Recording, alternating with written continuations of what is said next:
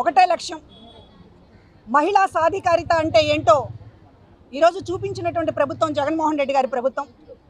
ప్రతి మహిళ కూడా ఈ ప్రభుత్వాన్ని భుజాలపైన ఎత్తుకోవాల్సినటువంటి అవసరం ఉంది. ఆ ప్రచారాన్ని నేను తీసుకోవడానికి ఎన్నికల సమయంలో ఆ బాధ్యత తీసుకోవాల్సిన అవసరం నాకు ఉందనిపించింది. అందుకనే రాజీనామా చేశాను.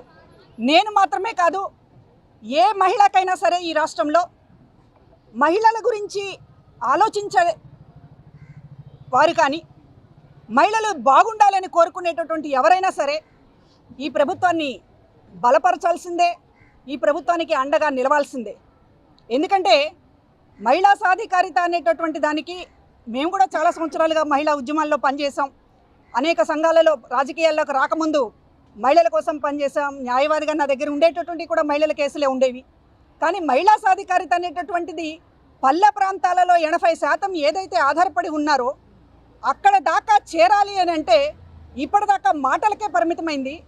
ఏ ప్రభుత్వమైనా సరే, చాలా ప్రభుత్వాలు చూసాం, చాలా వ్యక్తుల్ని చూసాం, పార్టీలని చూసాం. కానీ సాధికారిత అనేటటువంటిది ఒక ఇంటికి చేరినటువంటిది. ఇవాళ కుటుంబంలో కేంద్రం స్త్రీ అనేటటువంటిది చాటి చెప్పినటువంటిది జగన్మోహన్ రెడ్డి గారి ప్రభుత్వం. స్త్రీ చుట్టూ తిరుగుతోంది ఇవాళ ప్రభుత్వం. స్త్రీ చుట్టూ పథకాలు తిరుగుతూ ఉన్నాయి.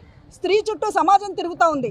మహిళ ఇవాళ అన్నిటికీ కేంద్రం అనేటటువంటిది చాటి చెప్తూ ఉన్నప్పుడు ఈ ప్రభుత్వాన్ని కాపాడుకోవాల్సినటువంటి బాధ్యత ప్రతి మహిళ పైన ఉంది అనేటటువంటిది ఈరోజు నేను మహిళా ఉద్యోగుల సమక్షంలో ఒక సందేశాన్ని ఇవ్వడానికే ఇక్కడికి వచ్చానని మీడియా వారికి తెలియజేసుకుంటున్నాను.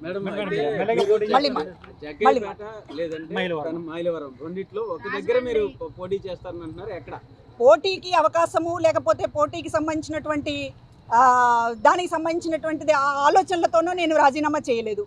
పోటీకి సంబంధించినటువంటి అర్హత కానివ్వండి, లేకపోతే దానికి సంబంధించినటువంటి ఆలోచన కానివ్వండి, ఈ పార్టీలో చాలామందికి ఉండుండొచ్చు. కానీ అది ఈ రోజున గీటరాయి కాదు. వ్యక్తులుగా కొంతమంది నష్టపోయి ఉండొచ్చు. ఈ పార్టీలో వ్యక్తులుగా సరైన న్యాయం జరగలేదని జగన్మోహన్ రెడ్డి గారి కుటుంబ సభ్యులు కూడా కొంతమంది అనుకుని ఉండొచ్చు. కానీ ఇవాళ ఈ పార్టీ అనేటటువంటిది 15 ఏళ్లుగా పోషించినటువంటి ప్రతిపక్ష పాత్ర మాత్రమే కాదు, ఇది ప్రజల పాత్ర.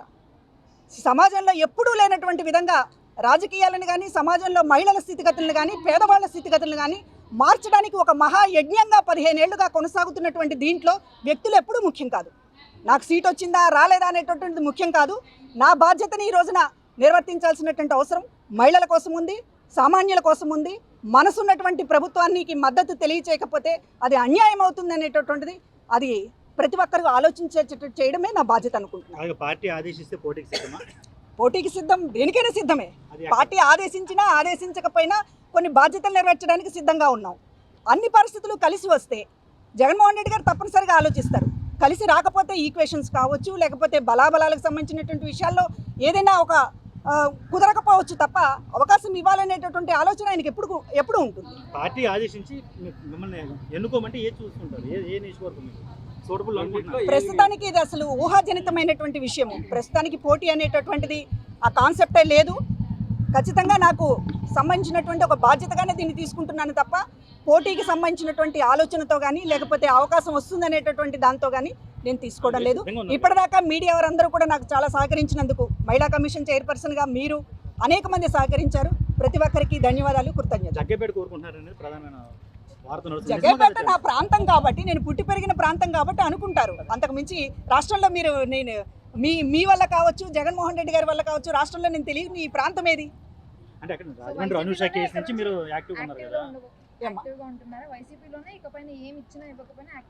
ఖచ్చితంగా అది మహిళలకు సంబంధించినటువంటి ప్రభుత్వం. మహిళలకు సంబంధించినటువంటి ఈ ప్రభుత్వాన్ని భుజం మీద మోయాల్సినటువంటి అవసరం ప్రతి మహిళకి ఉంది. అందులో నేను ముందుంటున్నాను. నేను ఈరోజు సిద్ధంగా ఉన్నాను. Thank you.